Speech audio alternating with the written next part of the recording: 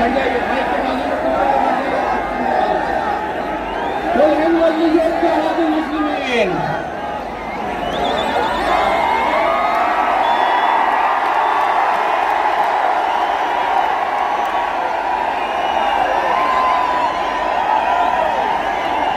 औज़ु बिल्लाहि मिनश शैतानिर रजीम। बिस्मिल्लाहिर्रहमानिर्रहीम। देखकर मेरे जुनून को नाज़ फरमाते हुए, देखकर मेरे जुनून को नाज़ फरमाते हुए मौत शर्माती है मेरे सामने आते हुए। फिर उठूंगा अबर की मानंद, बल खाता हुआ, घूमता फिरता, गरजता गूंजता गाता हुआ, वलवलों से बर्फ की मानंद लहराता हुआ, मौत के साए में रहकर मौत पर छाया हुआ, मौत के साए में रहकर मौत पर छाया हुआ। काम है मेरा तगय्युर, नाम है मेरा शबाब, मेरा नारा इत्तेहाद इत्तेहाद इत्तेहाद। ये जोश मलियाबादी के गजल के अशार हैं और जोश साहब से माफी मांगता हूं कि इसमें मैंने कुछ तरमीम की है। और तरमीम कहां की है कि काम है मेरा तगय्युर, नाम है मेरा शबाब, मेरा नारा इनकलाब इनकलाब इनकलाब। तो मैंने इसको मेरा नारा इत्तेहाद इत्तेहाद इत्तेहाद कहा है। बेशक हट रहा यार वो, माफ करना, मुझे ये नारा पसंद नहीं। मैं शेर नहीं हूं, मैं मोहम्मद मुस्तफा सल्लल्लाहु अलैहि वसल्लम का गुलामों के गुलामों के गुलामों के गुलामों के गुलामों के जूतियों का दून हूं। मैं शेर न हूं, ना मुझे शेर बनना है। 10 साल पहले भी अगर महाराष्ट्र का रुख किया था तो आपको शेर बनाने के लिए रुख किया था।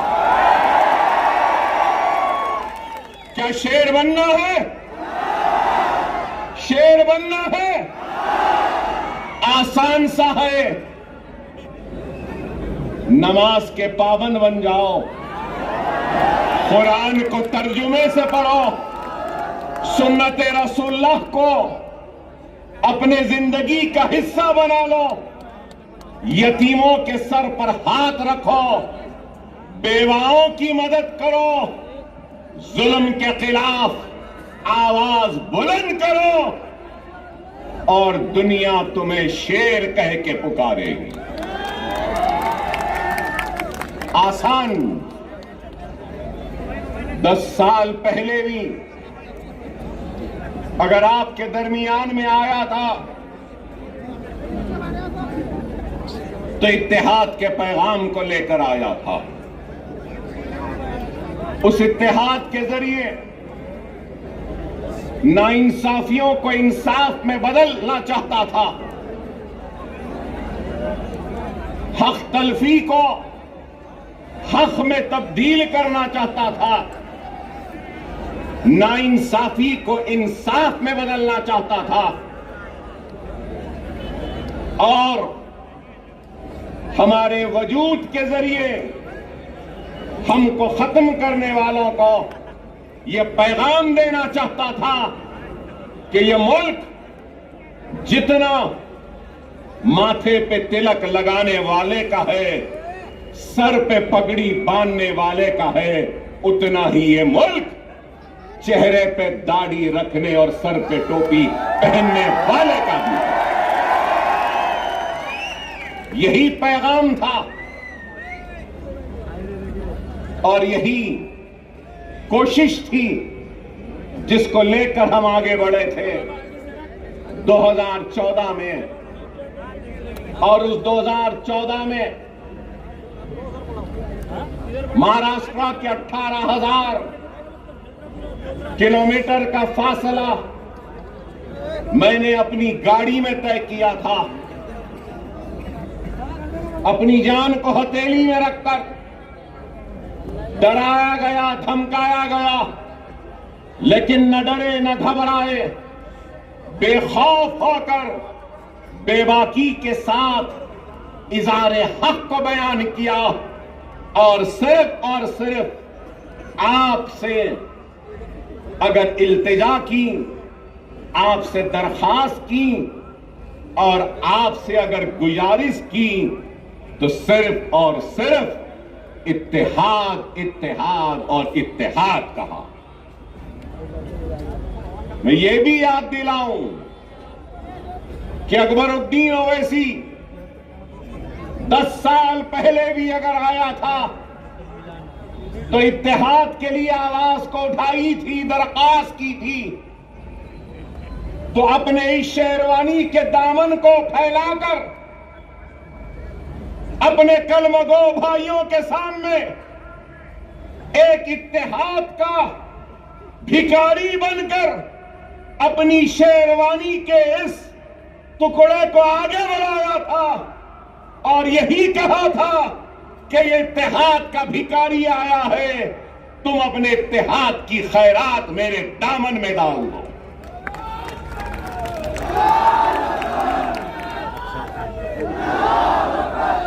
अल्लाह उसके रसूल की कसम, अकबरुद्दीन ओवैसी को अल्लाह ने इज्जत दी, शोहरत दी, नाम दिया, सब कुछ दिया। लेकिन एक बात कहूंगा, मजलिस इत्तेहादुल मुस्लिमीन के सबसे छोटे और सबसे आखिर का अगर कोई लीडर है तो अकबरुद्दीन ओवैसी है। न पहले बड़ा बनने की ख्वाहिश थी, न आज है। मैं तो सबसे छोटा हूं, आप सब मुझसे बड़े हैं और आप इनसे भी बड़े हैं। और इनके बाद और आपके बाद में मैं हूं।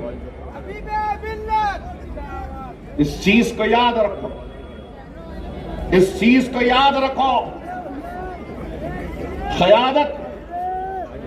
क़यादत एक अजीम जिम्मेदारी है।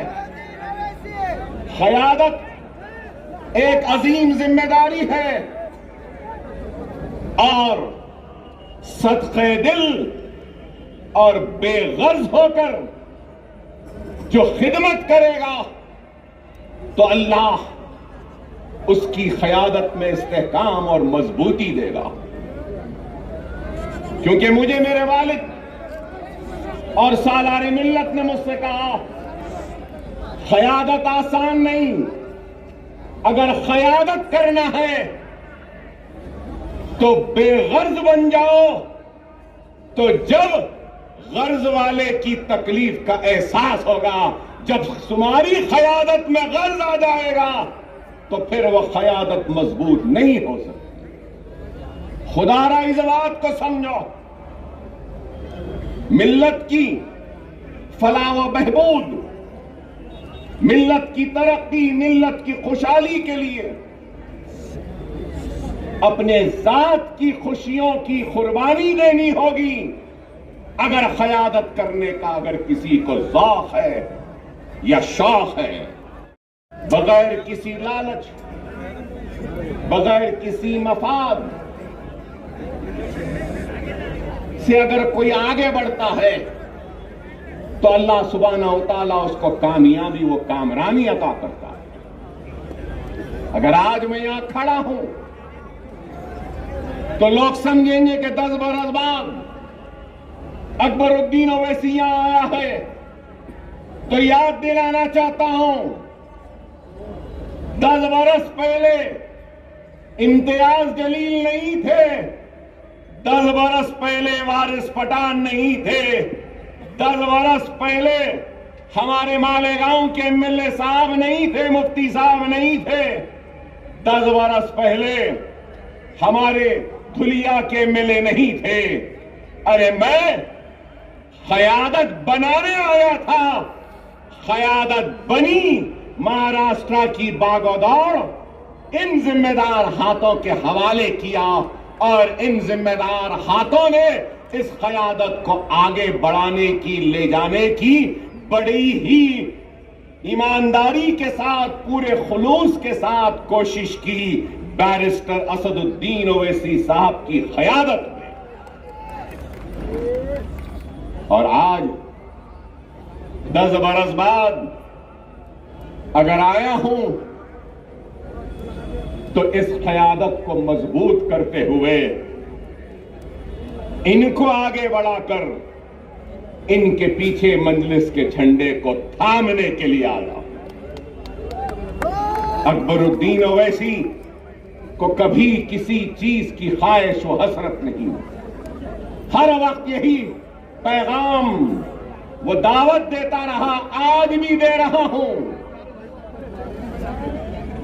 आपकी सरजमीन से आओ, काबिल नौजवानों से दरखास्त है, नेक लोगों से दरखास्त है, वुकलाओं से, डॉक्टरों से, इंजीनियर से, मिल्लत का दर्द रखने वालों से इल्तिजा है, आओ, जज्बे को लेकर आओ, दियानत के साथ आओ, इखलास के साथ आओ, खुलूस के साथ आओ। मैं अपनी कुर्सी पर तुमको बिठाऊंगा और तुम्हारे कदमों के पास खुद बैठ जाऊंगा।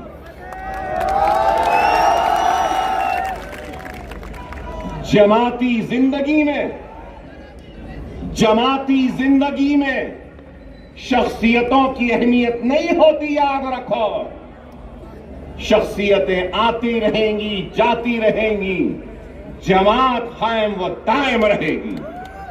जमात की अहमियत है, अकबरुद्दीन ओवैसी की भी अहमियत नहीं है, जमात की अहमियत है और ये इत्तेहाद की अहमियत है। अगर ये इत्तेहाद है, जमात है, तो यकीन मानो हम शेर हैं। अगर ये इत्तेहाद नहीं, जमात नहीं, तो फिर कुछ भी नहीं।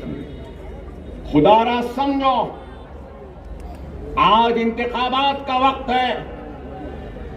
इंतखाबी मैदान में कई जमातें, हजारों जमातें मैं कहूंगा, और शायद मैं गलत न हो तो विड्रॉल के बाद करीब 4000 से जायद उम्मीदवार अपनी किस्मत आजमा रहे हैं। 4000 से जायद बेशुमार जमातें। 10 साल पहले बीजेपी थी, शिवसेना थी और राष्ट्रवादी कांग्रेस थी, कहीं पर समाजवादी पार्टी भी थी। लेकिन आज कांग्रेस है, 2 एनसीपी है, पवार एनसीपी, शरद पवार, अजित पवार एनसीपी, 2 शिवसेना है, शिंदे सेना, ठाकरे सेना। अरे आप अंदाजा लगाइए कितनी पार्टियां हो गई। मेरा एक ही सवाल, हिंदुत्व पे अमल करने वाली जमातें, शिवसेना, भारतीय जनता पार्टी, सही है ना? हिंदुत्व। अब हिंदुत्व की आइडियोलॉजी पे कायम रहने वाली शिवसेना के 2 टुकड़े हो गए। हो गए दो टुकड़े। आइडियोलॉजी तो दोनों की है एक ही। अब सवाल यह है कि कांग्रेस ने उद्धव ठाकरे से इत्तेहाद किया, पवार ने उद्धव ठाकरे से इत्तेहाद किया और एक 3 पार्टियों का एक गुट बना। तो मैं ये पूछना चाहता हूं, उद्धव ठाकरे जी, क्या आप हिंदुत्व का सबक राहुल और प्रियंका गांधी को पढ़ाने में कामयाब हो गए या नहीं हुए? मेरा सवाल है, राहुल व प्रियंका, क्या आप कांग्रेस के सेकुलरिज्म का सबक पढ़ाने में उद्धव ठाकरे को कामयाब हुए या नहीं हुए? फिर मेरा सवाल है, शरद पवार साहब, क्या आप सेकुलरिज्म का या आपकी जो भी आइडियोलॉजी है उसका सबक उद्धव ठाकरे और उस सेना को पढ़ाने में कामयाब हुए या उद्धव ठाकरे हिंदुत्व का सबक पढ़ाने में आपको कामयाब हुए? यह मेरा सवाल है। चलो ये इनका हो गया। तो अब दूसरी तरफ अब हम देखते हैं कि अजीत पवार, तो मैं पूछना चाहता हूं कि अजीत पवार शिंदे के सबक को पढ़ लिए, समझ लिए, या शिंदे ने पवार को नया सबक पढ़ाया, नया सिखाया, या फिर बीजेपी ने अजीत पवार और शिंदे को सबक पढ़ा दिया, या फिर अजीत पवार ने अपने करप्शन का सबक मोदी को और योगी को पढ़ा दिया, वो समझ गए। बताओ क्या है, कहां है आइडियोलॉजी, कहां है बुनियादी उसूल? अरे इनके पास कोई बुनियादी उसूल नहीं, कोई आइडियोलॉजी नहीं। अगर कुछ चाहिए तो इनको इख्तिदार चाहिए, इनको गद्दी चाहिए, इनको तख्त चाहिए। लेकिन हम क्या समझते हैं?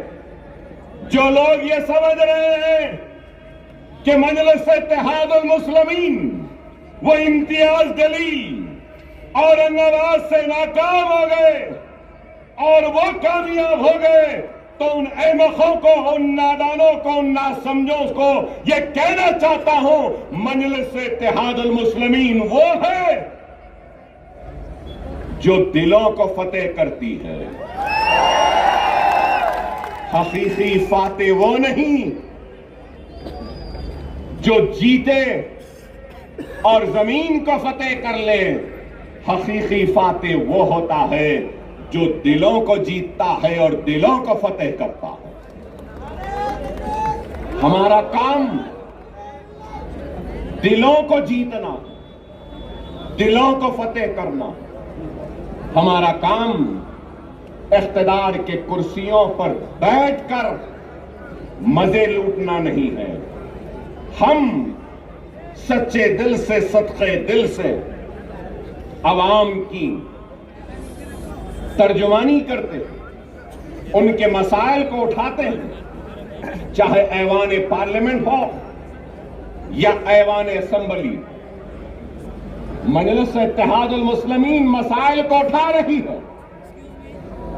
मजलिस इत्तेहादुल मुस्लिमीन बेशक मुसलमानों की आवाज बनती है, मुसलमानों के मसाइल को उठाती है, लेकिन उसके साथ हर मजलूम की आवाज भी बनती है, दलितों की भी आवाज बनती है, तो हर किसी की आवाज बनती है। बैकवर्ड क्लास की बनती है, ओबीसी की बनती है, मराठा समाज की बनती है, तो हर समाज की आवाज बनती है। मैं ला इलाहा इल्लल्लाह मुहम्मदुर रसूलुल्लाह कलमा पढ़ने वाला मुसलमान हूं।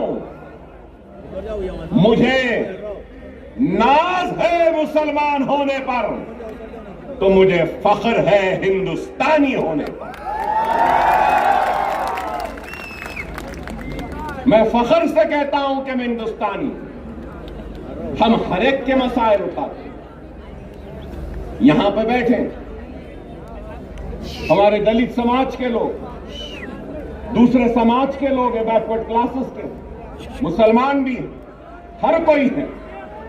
मैं यही बात कहना चाहता हूं, हां, मुसलमान की आवाज बनकर हम मुसलमान के मसाइल को उठाते हैं।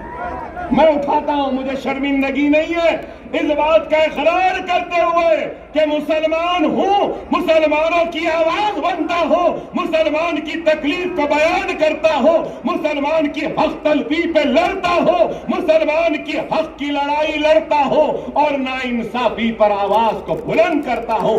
इसलिए कि मैंने इसलिए कि मैंने दस्तूर पर हल्फ लिया है, बहैसियत रुकने असेंबली अवामी नुमाइंदे मेरी जिम्मेदारी है कि मैं सबसे पीछे वाले को आगे लाऊं, पिछड़े हुए को ताकत दूं, कमजोर को कुव्वत दूं और जो आखिरी में है उसको आगे बढ़ाऊं। क्या लीडर की ये जिम्मेदारी नहीं? क्या कोई ये इस बात से इनकार कर सकेगा कि हिंदुस्तान की सबसे बड़ी अक़लियत मुसलमान रोजी रोटी, कपड़ा, मकान, तालीम, खुशहाली में सबसे पीछे है? और आज हमारी कोशिश वो पीछे जो मुसलमान है उसको आगे लाए, हमारी कोशिश वो पिछड़ा हुआ मुसलमान उसको आगे लाए। अल्लाह उसके रसूल की कसम, जब मुसलमान आगे आ जाएगा तो अगर पीछे ब्राह्मण रहेगा तो उस ब्राह्मण को भी आगे लाने का काम हम करेंगे, क्योंकि हमने दस्तूर पे रख लिया है पिछड़ों को, कमजोरों को आगे बढ़ाना हमारी जिम्मेदारी। ये हमारी सोच है, लेकिन हमारी सोच को मीडिया हाउसेस, अभी इम्तियाज जलील साहब ने मुझसे कहा कि इनके साथ साथ वो आपके दोस्त आए, तो ये हमारे दोस्त हमको बताते हैं कि हम कम्युनल हैं, हमको बताते हैं कि हम भड़काऊ भाषण देते हैं। भड़काऊ नहीं देते, हम हक बयान करते हैं। वो अलग बात है कि हमारी हक बयानी का जवाब इनके पास नहीं होता तो इसको भड़काऊ बना देते।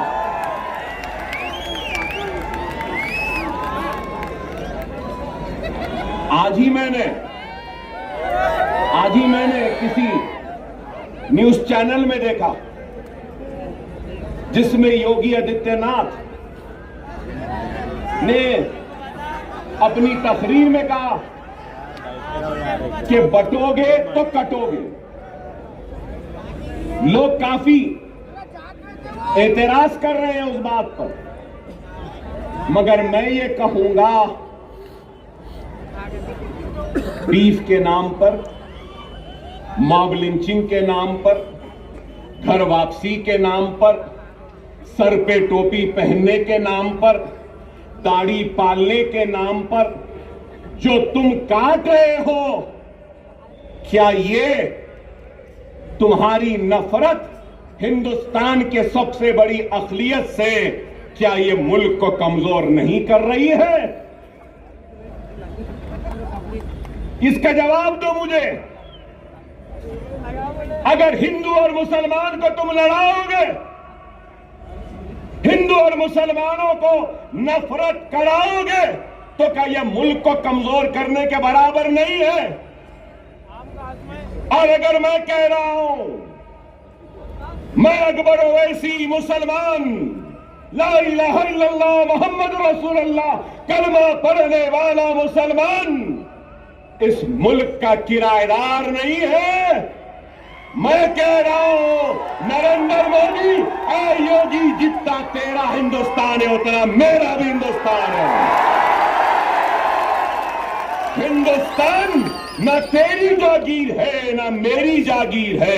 हिंदुस्तान हिंदू, मुस्लिम, सिख, ईसाई, पारसी हर मजहब के मानने वालों का है। मजहब भगवान अल्लाह गॉड को नहीं मानने वाले का भी, किसी एक का नहीं है। हम ये बात कहते हैं तो इनको बुरा दिखता है। अरे इस मुल्क का सबसे बड़ा मसला क्या है? बेरोजगारी। इस मुल्क का सबसे बड़ा मसला क्या है? महंगाई। इस मुल्क का सबसे बड़ा मसला क्या है? हर 2 मिनट 3 मिनट को रेप होते हैं। इस मुल्क का सबसे बड़ा मसला क्या है? ग्रेजुएट्स को नौकरियां। इस मुल्क का सबसे बड़ा मसला क्या है? मुल्क की कमजोर इकोनॉमी को मजबूत करना। इस मुल्क का सबसे बड़ा मसला क्या है? पेट्रोल, डीजल, गैस की बढ़ती हुई कीमतों को नीचे लाना। इस मुल्क का सबसे बड़ा मसला क्या है? रुपये की गिरती हुई कदर को ऊंचा करना। आप बताओ, क्या बेरोजगारी को दूर करने कुछ हो रहा है? महंगाई को दूर करने कुछ हो रहा है? क्या बेघर लोगों को घर देने के लिए कुछ हो रहा है? कुछ नहीं हो रहा है। सिर्फ इस मुल्क को मजहब के नाम पर बांटने की बात कर रहे। योगी की तकरीर को मैंने सुना, बटोगे तो कटोगे कहां? उसके बाद कहा कि जात पात की सियासत। अरे जात पात की सियासत बोलने वाले, तू ये क्यों नहीं कहता कि मजहब की सियासत नहीं करनी चाहिए? ये बात क्यों नहीं कहते? ये तो मजहब की सियासत करेंगे, नफरत के बीज को बोते जाएंगे, असल मसाइल से तवज्जो हटाते रहेंगे। अगर कुछ है तो तलाक़ सलासा। अरे तलाक़ सलासा मसला नहीं है, हर मिनट में होने वाला एक रेप, यह हिंदुस्तान का सबसे बड़ा मसला है। एक औरत रात के अंधेरे में घूम नहीं सकती, खेतों में उसकी इज्जत और इस्मत को लुटेरे लूट रहे हैं, यह मसला है। अरे इस पे बात करो, इस पे कुछ करो। नहीं, मुसलमान ऐसा, मुसलमान के इतने बीवी, मुसलमान ऐसा करा, मुसलमान वैसा करा। अरे आप बताओ, तलाक़ सलासा हो गया, CAA NRC, CAA NRC. Parliament में थे इम्तियाज जलील साहब, हर मसले पर। अरे आप बताओ, आज मैं यहां खड़े होकर कह रहा हूं, जिम्मेदारी के साथ कह रहा हूं, मजलिस इत्तेहाद और मुस्लिमीन के एक जिम्मेदार लीडर की हैसियत से कह रहा हूं और ये ऐलान कर रहा हूं कि मराठा समाज के लिए जो रिजर्वेशन की तहरीक चला रहे हैं, उनके लीडर, मैं उनसे कहूंगा, हमारा पूरा साथ आपके साथ है, हमारा पूरा ताउन आपके साथ है। हम पूरी कोशिश करेंगे, मगर उसके साथ साथ मैं ये भी कहूंगा, इत्तेहाद होता है ना, तो इत्तेहाद बैनुल मजलूमीन होना चाहिए। इत्तेहाद बैनुल मजलूमीन होना चाहिए। हिंदुस्तान में जुल्म का शिकार अगर कोई है तो वो मुसलमान है। हिंदुस्तान में जुल्म का शिकार अगर कोई है तो वो दलित है। हिंदुस्तान में जुल्म का शिकार अगर कोई है तो वो पसमानदा तबकात है। चलो आओ, मराठा, दलित और मुसलमान इत्तेहादुल बैनुल मजलूमीन बन जाते हैं और अपने जुल्म के खिलाफ आवाज को बुलंद करते हैं। मगर मेरी बात खत्म नहीं हुई। मैं हमारे मराठा समाज के बड़े लीडर जो एहतजाज कर रहे हैं, भूख हड़ताल में बैठे हैं, उनसे कहना चाहता हूं सिर्फ जरंगे पाटिल साहब से, सिर्फ मराठा समाज पिछड़ा हुआ नहीं है, पूरा मराठवाड़ा भी पिछड़ा हुआ है। क्या मराठवाड़ा पिछड़ा हुआ नहीं है? क्या मराठवाड़ा का हिस्सा पूरा सबसे पीछे नहीं है? महाराष्ट्र के 3 हिस्से, एक हिस्सा है मुंबई, पूना, ये सारी चीजों का, दूसरा हिस्सा है विदर्भ का, तीसरा हिस्सा है मराठवाड़े का। इन तीनों हिस्सों में सबसे पिछड़ा, सबसे पीछे कौन है? मराठवाड़ा है। चलो मराठवाड़ा की रिजर्वेशन के साथ हम मराठवाड़ा की खुशहाली के लिए भी जिद्दोजहद करते हैं। 30 साल पहले यहां बैठे हैं मेरे मराठा भाई बहुत हैं। जब मैं मराठा भाई कहता हूं तो सिर्फ मुसलमान, सिर्फ हिंदू मराठा नहीं होता, मुसलमान भी मराठा है, दलित भी मराठा है और मराठवाड़ा में रहने वाला हर कोई मराठा है। अब मैं कहता हूं 30 साल हुए, मीडिया वालों मेरा तवज्जो, 30 साल हुए, 30 इयर्स, 30 साल हुए। क्रिएशन मतलब एक कॉन्स्टिट्यूशनल बॉडी बनाई गई। क्या आप जानते हो बॉडी क्या है? Marathwada statutory development board, Marathwada statutory development board, जो सिर्फ मराठवाड़ा के लिए बनाया गया। कागज पे तो है, पैसा नहीं है, कुछ नहीं देते।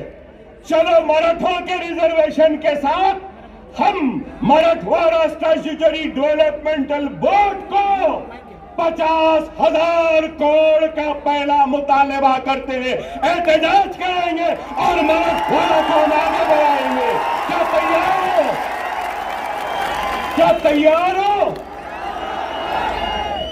मराठवाड़ा का किसान खुदकशी कर रहा है, मराठवाड़ा के लोग पानी के लिए तरस रहे हैं, मराठवाड़ा के लोग दवाखानों के लिए तड़प रहे हैं, दवाखाने नहीं है। 100-100, 200 किलोमीटर को जाना पड़ता है। पूरे मराठवाड़ा में सुपर स्पेशलिटी के 1 या 2 दवाखाने। क्या चाहिए? एक गरीब को क्या चाहिए? रोजी, रोटी, बीमारी पर इलाज का इंतजाम आज है या नहीं बताओ? क्या नाम के बदलने से रोजी मिल जाएगी? क्या नाम के बदलने से रोटी मिल जाएगी? क्या नाम के बदलने से किसानों की खुदकशी रुक जाएगी? क्या नाम के बदलने से पानी की प्यास मिट जाएगी? क्या नाम के बदलने से क्या बीमार को शिफा मिल जाएगी? क्या नाम के बदलने से कर्जदार किसान के कर्ज दूर हो जाएंगे? नाम में क्या रखा है? ऐ नाहिलो ना समझो, ऐ झूठो, ऐ बेमानो, काम करो काम। क्या ये गलत है? नीति आयोग नीति आयोग की रिपोर्ट उठाकर देख लीजिए मीडिया वालों। काबिल है, मुझसे काबिल, मुझसे पढ़े लिखे, मुझसे समझदार, मुझसे दूरअंदेश, मुझसे ज्यादा सोच और फिक्र करने वाले। और मैं तो खुला कह रहा हूं, मोदी और योगी का मैं तो दुश्मन हूं, शायद आप उनके दोस्त हैं। बताओ उनको, जाकर बोलो नीति आयोग क्या कह रहा है। नीति आयोग की लेटेस्ट रिपोर्ट कह रही है मेरे मराठा भाइयों कि सबसे पिछड़ा हुआ जीएसडीपी कम है, रोजाना की कमाई, पानी नहीं मिल रहा है, बीमारी के लिए तड़प रहे हैं। नीति आयोग कह रहा है कि वो मराठवाड़ा का रीजन है। मैं इम्तियाज जलील साहब से भी कहूंगा, सीमांचल की तरक्की के लिए मजलिस लड़ रही है। आप पार्लियामेंट में थे तो आप भी लड़े, अब आप आओ, मैं भी आपके साथ हूं। हम मराठवाड़ा की खुशहाली में तरक्की लड़ेंगे, हम मराठों को साथ में लेंगे, मुसलमानों को लेंगे, हिंदुओं को लेंगे, मराठों को लेंगे, दलितों को लेंगे, एससीओ को लेंगे, एसटी को लेंगे, सबको लेंगे और मराठों और मराठवाड़ा के लिए हम लड़ेंगे। क्या मेरी बात से आप राजी हैं? राजी है? मेरी बात सही है? सही है तो नारे तकबीर, नारे तकबीर, नारे तकबीर। मराठा चीफ मिनिस्टर नहीं चाहिए, मराठवाड़ा में पानी चाहिए। मराठा मिनिस्टर नहीं चाहिए, मराठों को नौकरियां चाहिए।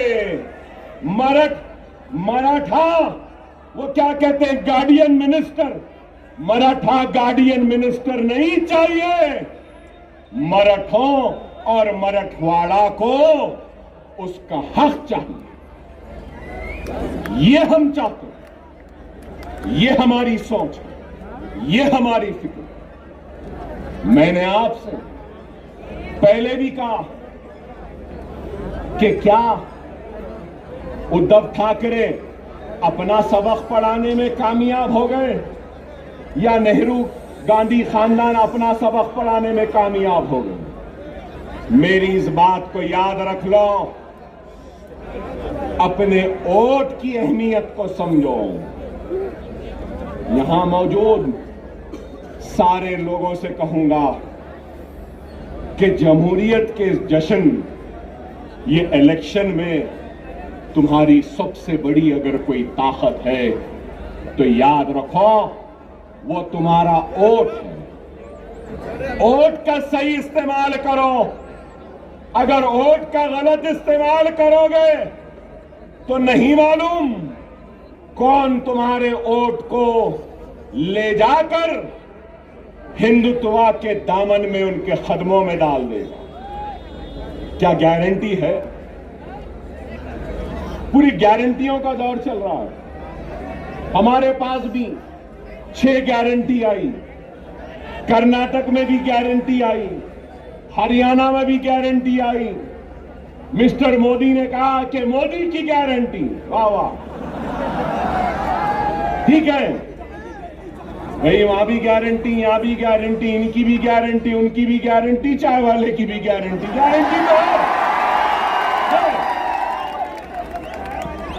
लेकिन ये गारंटी है ना, मैं ये यहां मौजूद ये लोगों का सवाल है, क्या शरद पवार गारंटी देंगे कि इलेक्शन के बाद आप मोदी के साथ नहीं जाएंगे? देंगे? क्या अजीत पवार साहब आप गारंटी देंगे कि इलेक्शन के बाद आप शरद पवार के पास दोबारा वापस नहीं जाएंगे? क्या उद्धव ठाकरे आप गारंटी देंगे कि इलेक्शन के बाद आप फिर चाय वाले के पास चाय की प्याली लेके नहीं जाएंगे? क्या शिंदे गारंटी देंगे कि इलेक्शन के बाद वो ठाकरे के पास दोबारा नहीं जाएंगे? नेहरू और गांधी क्या इस बात की गारंटी देंगे कि वो कभी भी बीजेपी और मोदी के साथ नहीं जाएंगे, हिंदुत्व के साथ नहीं जाएंगे? अरे आज कांग्रेस का शिवसेना के साथ इत्तेहाद करना ये है, इस बात को बोलना है, इस बात को तस्लीम करना है कि हम हिंदू हैं, हिंदुत्व पॉलिटिक्स हम में है और हम हिंदुत्व पॉलिटिक्स को कबूल करते हैं। ये इनडायरेक्टली कबूल कर लिए। कोई ऐसा खाता है तो कांग्रेस ऐसा खा रही है। यही है, यही है। समझो मेरी इस बात को। सियासी इस शोर और गुल में तुम्हारी आवाज गुम गई है। हर किसी की आवाज है। राव की आवाज है, रेड्डी की आवाज है, पाटिल की आवाज है, पटेल की आवाज है, गांधी की आवाज है, पवार की आवाज है, हर किसी की आवाज है। अगर आवाज नहीं है तो ला इलाहा इल्लल्लाह मुहम्मदुर रसूलुल्लाह कलमा पढ़ने वाले की आवाज नहीं है। और मैं इस सियासी शोर गुल में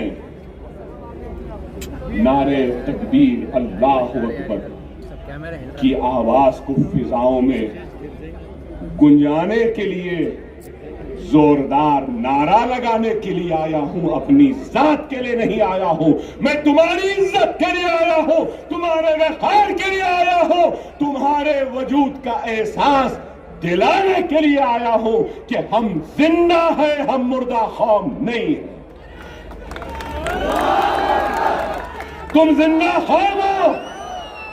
अगर तुम जिंदा कौम हो तो उठो, उठो, एक मरकज़ सियासी पे जमा हो जाओ। उठो और एक हो जाओ। अगर तुम एक नहीं होंगे तो याद रख लो तुम्हारा वजूद खतरे में है।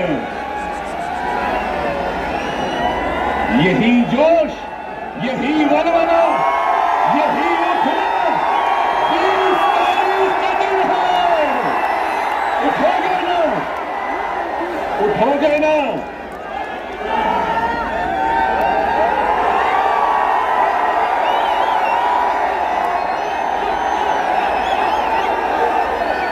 (9:45)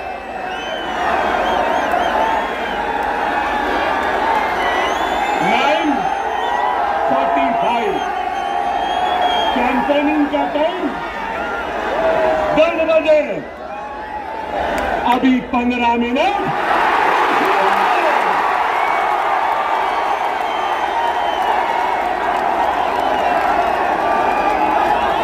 अरे भाई 15 मिनट बाकी है, सबर करिए।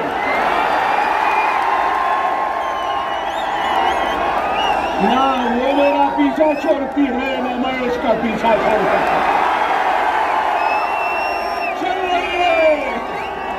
मगर क्या गूंज है!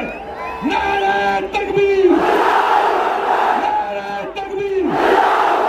नारे तकबीर! अल्हम्दुलिल्लाह, अल्हम्दुलिल्लाह। खुदारा मेरी बात को समझो। वक्त नाजुक है। हमारा सबसे अव्वलीन फरीजा क्या है? क्या है? महाराष्ट्र में सेना और अजीत पवार के हुकूमत को शिकस्त देना, हराना है। उसके साथ हमारी जिम्मेदारी है। जहां जहां हमारे नुमाइंदे हैं, हमको अपने नुमाइंदों को भी कामयाब करना। मैं आपके जोश की कदर करता हूं, आपके जोश का एहतराम करता हूं। याद रखो, वो कौम जिसके पास सिर्फ जोश है और होश नहीं, तो वो कौम कामयाब नहीं होती। वही कौम कामयाब होती है जिस कौम के पास जोश भी होता है और होश भी होता है। थोड़ी देर सुनिए, अपनी बात को खत्म करूंगा। 12 मिनट है।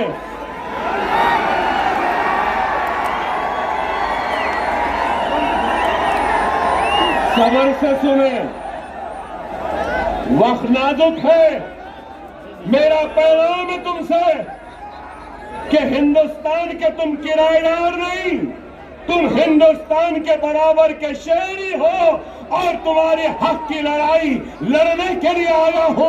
तुम्हारा ताउन चाहिए, तुम्हारी दुआएं चाहिए, तुम्हारा साथ चाहिए, तुम्हारा जोश साथ चाहिए, तुम्हारा होश चाहिए। क्या ताउन दोगे? क्या तुम्हारी ताकत दोगे? क्या तुम्हारा इत्तेहाद दोगे? अगर मैं आज इस आवाम से इत्तेहाद की अपील कर रहा हूं, तो मजलिस से इत्तेहादुल मुस्लिमीन से किसी भी वजह से दूर होने वाले हर फर्द, हर मर्द, हर खवातीन, हर कायद से अपील करता हूं कि आओ, इस जमात में आ जाओ, वापिस आ जाओ। ये जमात तुम्हारी भी है, ये तुम्हारी थी। आओ,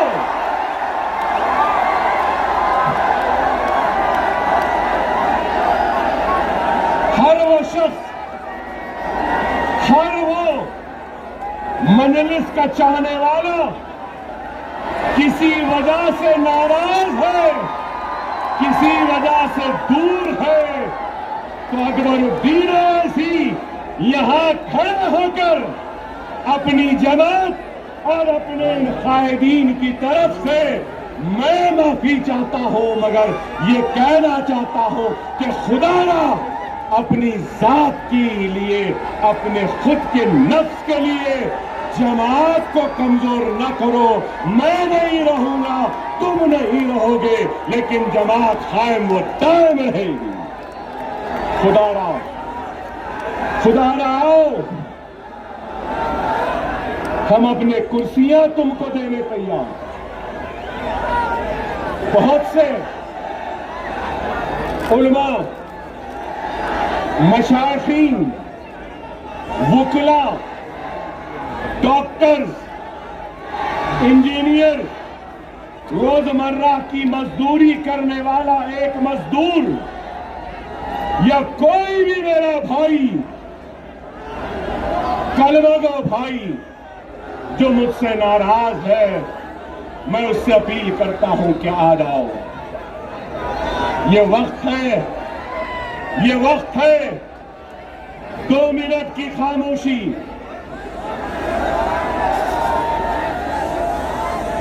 2 मिनट की खामोशी, मेरी बात को सुन लो। महाराष्ट्र की तारीख में ऐसा सुनहरा वक्त नहीं आया जो अब है। अगर हम मुनज़्ज़म, हम मुत्तहिद, हम एक, और अगर हमारे 10 एमएलए आ जाएंगे,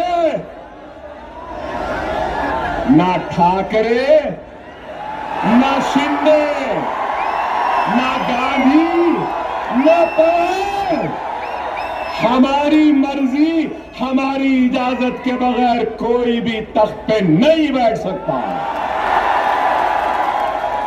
सुनहरा मौका है, समझो। तुम बादशाहगर हो। तुम क्या हो? बादशाहगर हो।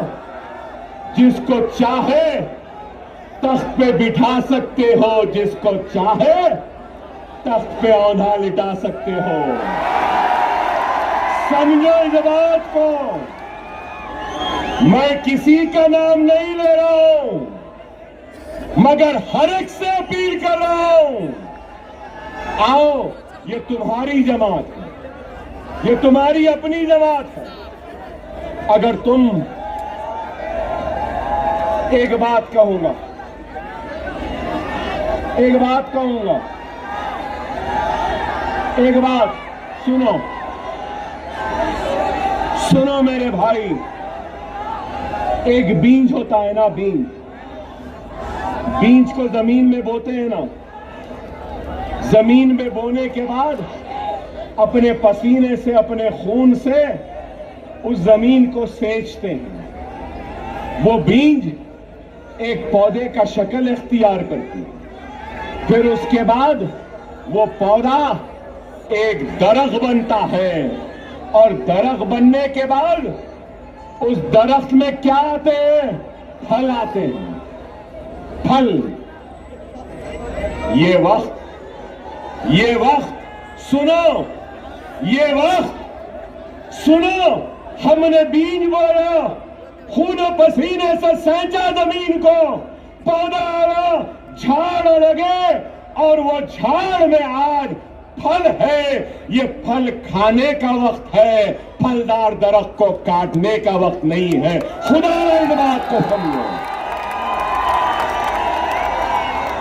मेरे उलमा ये बात को समझिए, मेरे मशाइख इस बात को समझिए, मेरे डॉक्टर साहिबीन इस बात को समझिए, मेरे वकला साहिबीन समझिए, मेरे गरीब मुसलमान भाइयों इस बात को समझो, ये फल खाने का वक्त है, फलदार दरख्त को काटने का वक्त नहीं है। खुदारा एक हो जाओ, आपका जोश, आपकी बेचैनी है, नहीं तो बहुत सोच के आया था, जरा चाय चाय भी बोलूंगा, चाय वालों को भी बोलूंगा,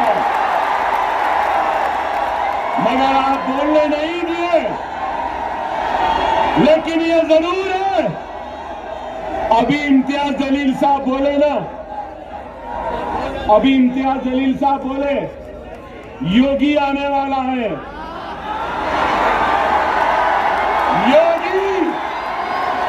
योगी तेरे आने के बाद अकबर भी आने वाला है, मोदी तेरे आने के बाद अकबर भी आने वाला है। हम जवाब देंगे, जिंदगी गुजर गई चाय बनाने में, लेकिन चाय क्या होती है, कैसी बनती है? चाय चाय चाय की पत्ती, चाय की केतली, चाय का पानी, चाय का चूल्हा, चाय चाय चाय। हम बोलेंगे 20 तारीख को पतंग पतंग पतंग रहेगी, क्या रहेगी? पतंग रहेगी।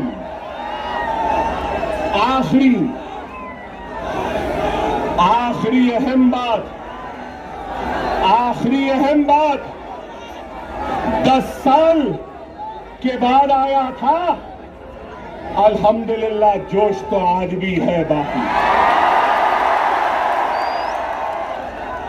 10 साल बाद आया, लेकिन वलवला आज भी बाकी।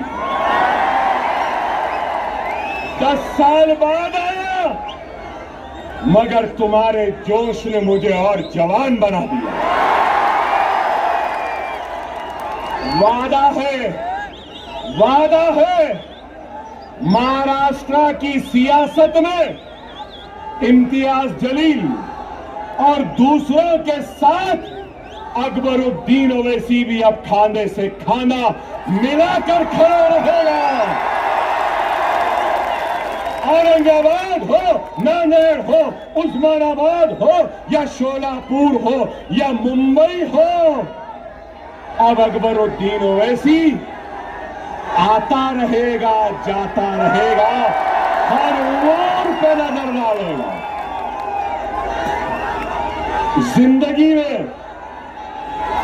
जिंदगी में मैंने कभी भी वोट नहीं मांगा।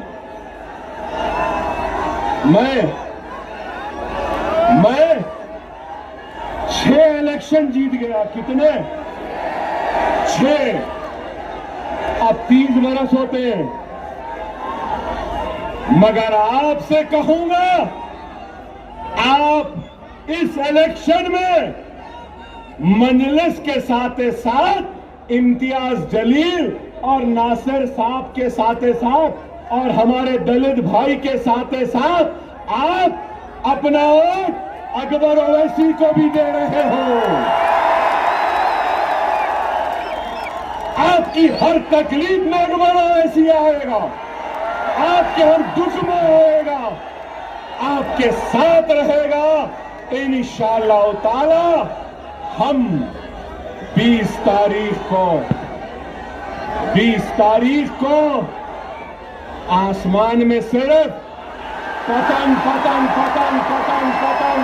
पतन रहेगी। नारे तकबीर, नारे तकबीर, नारे तकबीर। हिंदुस्तान, हिंदुस्तान, हिंदुस्तान। हम सब एक हैं, हम सब एक हैं और हम सब एक रहेंगे। औरंगाबाद हमारा था, हमारा है, हमारा रहेगा। वाखिर दार अल्हम्दुलिल्लाह रब्बिल आलमीन।